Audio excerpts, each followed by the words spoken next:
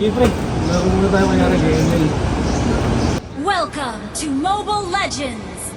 5 seconds till the enemy reaches the battlefield. Smash them! All troops deployed! First blood! You have slain an enemy! Double kill! Triple kill! Maniac! Savage!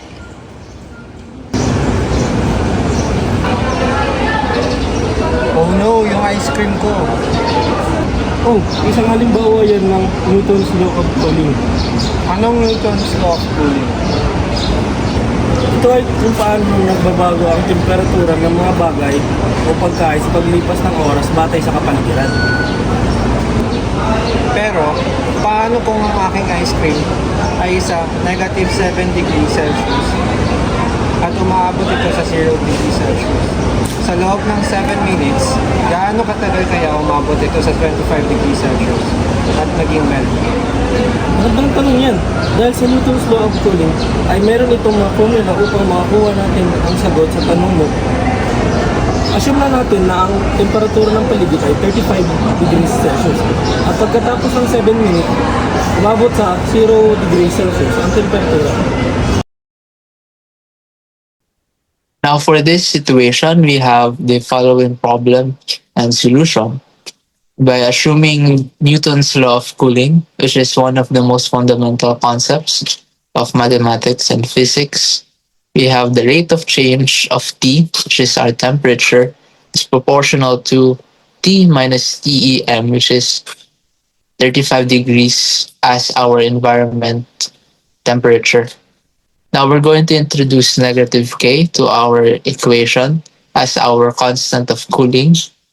And by simplifying it further, we have dt over T minus TEM is equal to negative K dt. Now we're going to make a timetable which represents T, our time, over temperature for the 0th minute to the 7th minute.